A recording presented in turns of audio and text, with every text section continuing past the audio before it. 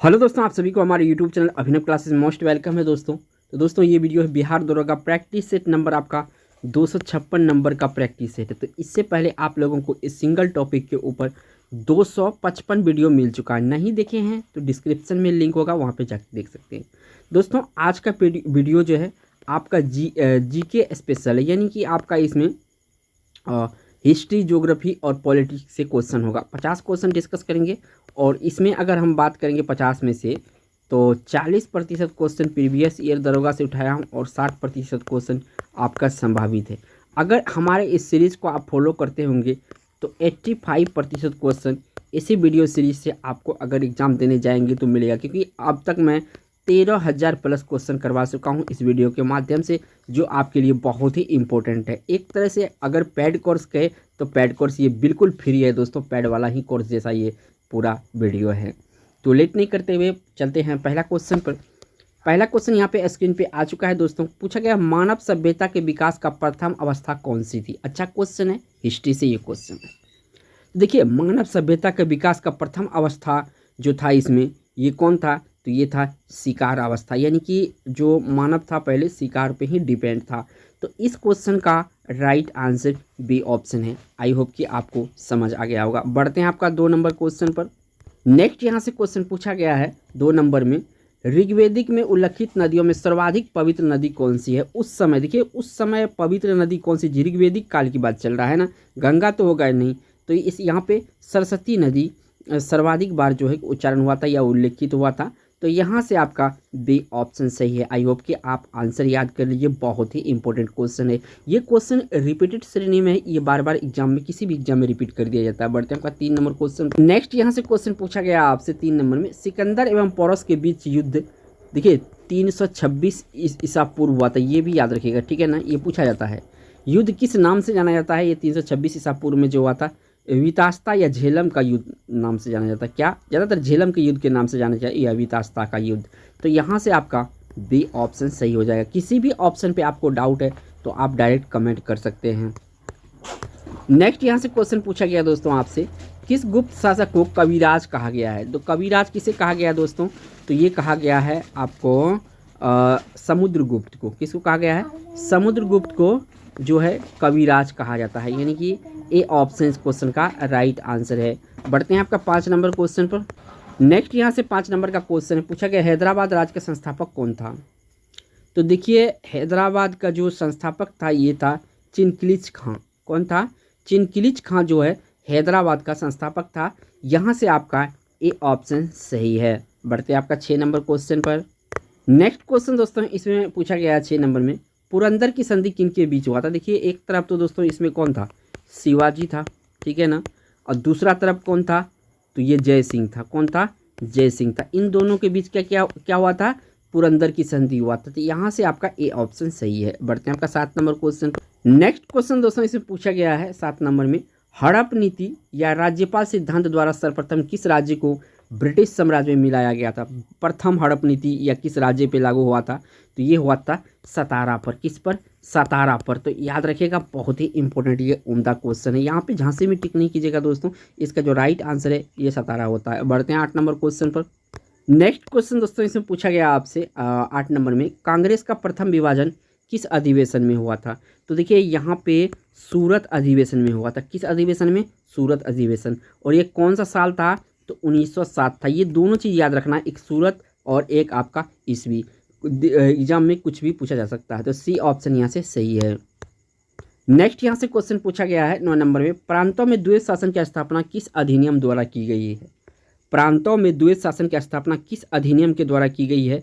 तो देखिए जो अधिनियम है भारतीय परिषद अधिनियम 1919 के तहत जो है द्वैत शासन की स्थापना की गई थी। यानी कि यहाँ से आपका बी ऑप्शन इस क्वेश्चन का राइट आंसर हो जाएगा। बढ़ते आपका 10 नंबर क्वेश्चन। नेक्स्ट यहाँ से क्वेश्चन पूछा गया दोस्तों 10 नंबर में, 1929 के कांग्रेस कहाँ आयोजित अधिवेशन में पूर्ण स्वराज का लक्ष्य घोषित किया गया था। 1929 के कांग्रेस के कहाँ आयोजित अधिवेशन में पूर्ण स्वराज का लक्ष्य घोषित किया गया था। तो देखिए पूर्ण स्वराज जो लक्ष्य घोषित किया गया था ये किया गया था लाहौर अधिवेशन में। कौन सा अधिवेशन में, लाहौर अधिवेशन में। तो ऑप्शन यहाँ पे ए ऑप्शन सही हो जाएगा। याद रखिएगा, जिस तरह से मैं आपको बता रहा हूँ याद हो जाना चाहिए। नेक्स्ट यहाँ पे क्वेश्चन पूछा गया दोस्तों 11 नंबर में, कोलंबस कहाँ के निवासी था। जो कोलंबस था ना दोस्तों, ये कहाँ का निवासी था। तो कोलंबस जो है ये इटली का निवासी था। कहाँ का निवासी था, इटली का निवासी था। तो यहाँ से आपका बी ऑप्शन सही हो। नेक्स्ट यहाँ से क्वेश्चन पूछा गया है 12 नंबर में, फ्रांस राज्य की क्रांति किसके शासनकाल में हुई थी।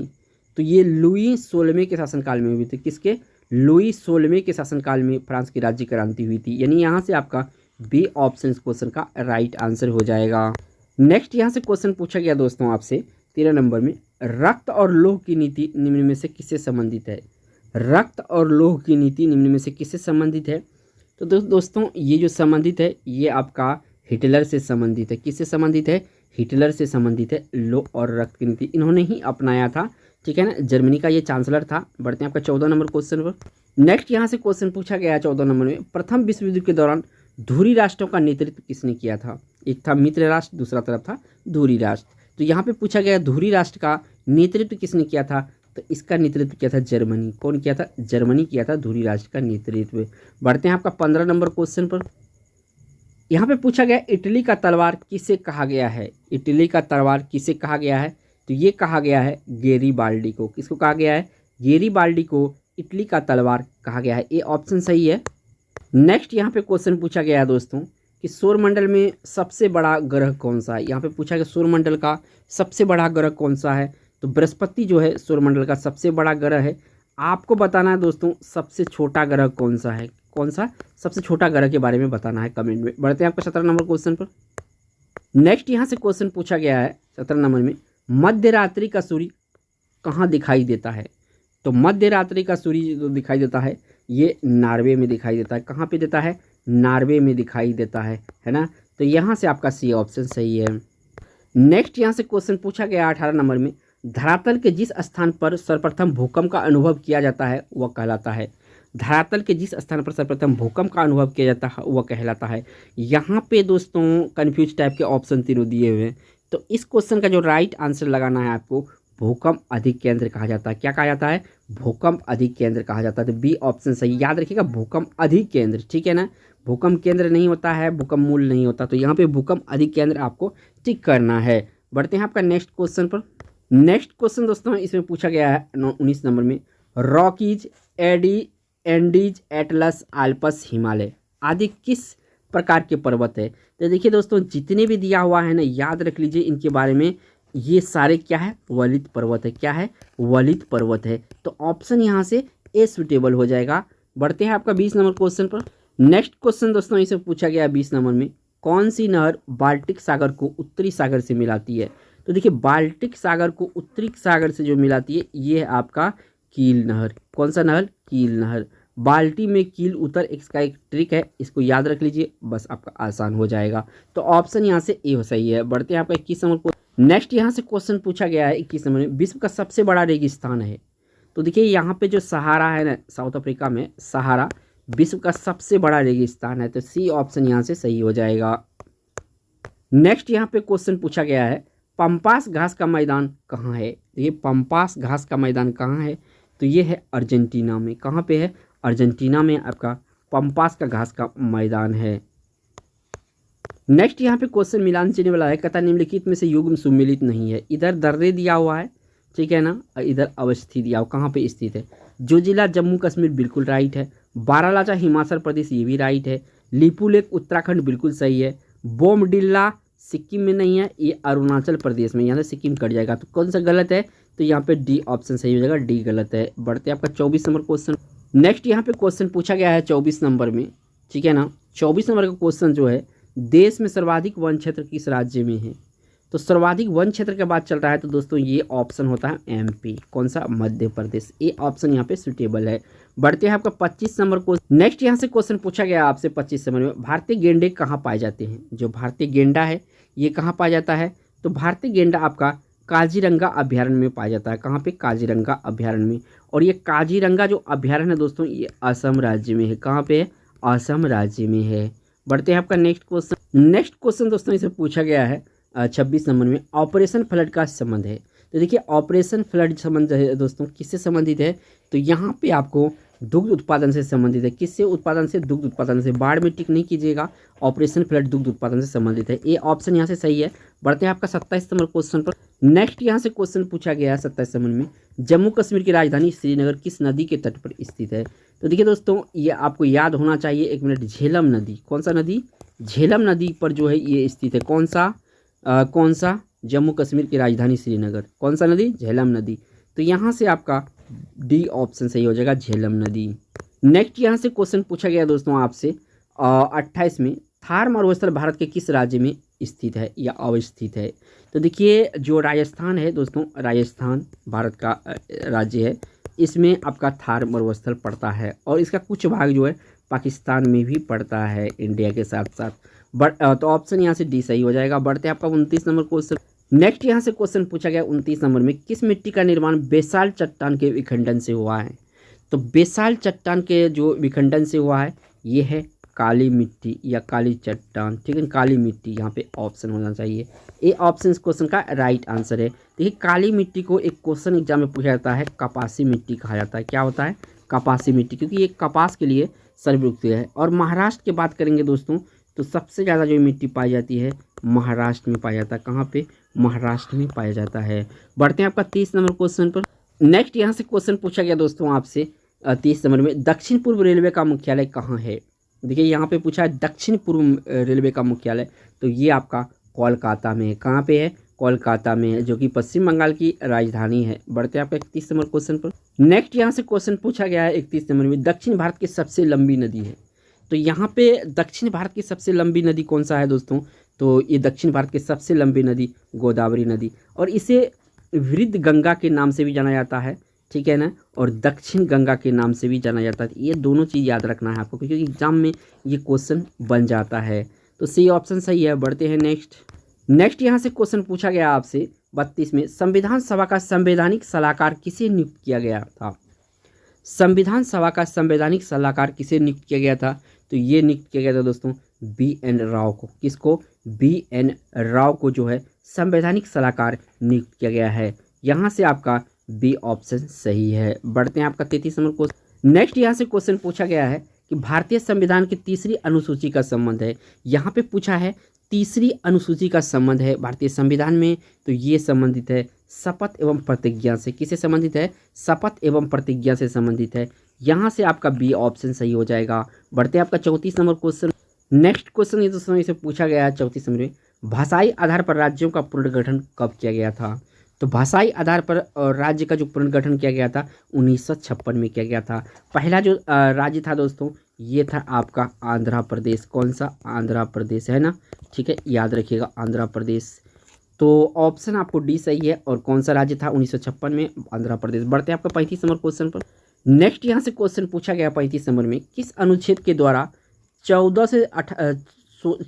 से 14 वर्ष तक के बच्चों के लिए शिक्षा का अधिकार मूल अधिकार माना जाता है? यानी कि 6 से 14 वर्षों का जो शिक्षा होता है बच्चों का, इसको क्या माना जाता है? मूल अधिकार माना जाता है। तो ये किस अनुच्छेद में है? तो अनुच्छेद जो आपका 21A है, यहाँ पे याद रखिएगा एक्ट 21A जो है इसमें ऐसा वर्णन है। तो डी ऑप्शन यहाँ से सही है। नेक्स्ट यहाँ से क्वेश्चन पूछा गया दोस्तों आपसे 36 नंबर में, संविधान में मूल कर्तव्यों की प्रेरणा किस देश से ली गई है? तो यहाँ मूल कर्तव्य की जो लिया गया है दोस्तों, ये कहाँ से लिया गया है? तो देखिए दोस्तों, ये पूर्व सोवियत संघ से लिया गया है। वर्तमान में इसको रूस कह सकते हैं, क्योंकि एग्जाम में आजकल ऑप्शन बदल के दिया जाता है। तो बढ़ते हैं आपका 37 नंबर क्वेश्चन पर। नेक्स्ट यहाँ पे क्वेश्चन आपका 37 नंबर आ चुका है, उपराष्ट्रपति के निर्वाचक मंडल में शामिल होता है। तो देखिए उपराष्ट्रपति के निर्वाचक मंडल में कौन कौन शामिल होता है? तो इसमें जो शामिल होता है दोस्तों, राज्यसभा होता है एवं लोकसभा के सदस्य होता है, यानी दोनों जो उच्च सदन और निम्न सदन है इनके सदस्य होते हैं। किसके? उपराष्ट्रपति के निर्वाचक मंडल में। डी ऑप्शन यहाँ से सही हो जाएगा। बढ़ते हैं आपका 38 नंबर क्वेश्चन पर। नेक्स्ट क्वेश्चन दोस्तों इससे पूछा गया है 38 में, स्वतंत्र भारत के प्रथम प्रधानमंत्री थे। तो देखिए स्वतंत्र भारत है या भारत के प्रथम प्रधानमंत्री पूछे तो आंसर एक ही होता है, JL नेहरू यानी पंडित जवाहरलाल नेहरू। सी ऑप्शन यहाँ से सही हो जाएगा। बढ़ते हैं आपका नेक्स्ट क्वेश्चन पर। नेक्स्ट यहाँ से क्वेश्चन पूछा गया दोस्तों, संघ राज्य क्षेत्रों का प्रशासन कौन चलाता है? तो देखिए संघ राज्य क्षेत्रों का प्रशासन जो चलाता है राष्ट्रपति द्वारा नियुक्त प्रशासक चलाता है। कौन चलाता है? राष्ट्रपति द्वारा नियुक्त प्रशासक चलाता है। ये पॉलिटी से बहुत ही इंपॉर्टेंट क्वेश्चन है दोस्तों, ठीक है ना, याद रखिएगा। बढ़ते हैं आपका 40 नंबर क्वेश्चन। नेक्स्ट यहाँ से क्वेश्चन पूछा गया है 40 नंबर में, भारत में सर्वोच्च न्यायालय की स्थापना हुई थी, यानी कौन सा अधिनियम के तहत हुई थी? तो देखिए दोस्तों, भारत सरकार अधिनियम 1935 जो है, इसी के तहत भारत में सर्वोच्च न्यायालय की स्थापना हुई थी। यहाँ से आपका जो राइट आंसर हो जाएगा डी ऑप्शन सही हो जाएगा। बढ़ते हैं आपका नेक्स्ट 41 नंबर क्वेश्चन पर। नेक्स्ट क्वेश्चन दोस्तों इसे पूछा गया है 41 नंबर में, लोकमत का अर्थ है। जो लोकमत होता है उसका क्या अर्थ होता है? तो देखिए, लोकमत का जो अर्थ होता है, विवेक एवं सामान्य हित आधारित प्रभावी बहुमत के विचार, इसी को लोकमत कहा जाता है। ए ऑप्शन यहाँ से सही हो जाएगा। बढ़ते हैं 42 पर। नेक्स्ट यहाँ पे क्वेश्चन पूछा गया दोस्तों 82 नंबर में, आसियान में सम्मिलित नहीं है। इसमें से कौन आपका आसियान में सम्मिलित नहीं है? तो आसियान में जो सम्मिलित नहीं है, तो थाईलैंड है सम्मिलित, म्यांमार है, फिलीपींस है। जो यहाँ पे कोरिया है ना दोस्तों, ध्यान से देखिएगा, कोरिया जो है ना, ये आपका आसियान में सम्मिलित नहीं है। तो डी ऑप्शन इस क्वेश्चन का राइट आंसर हो जाएगा।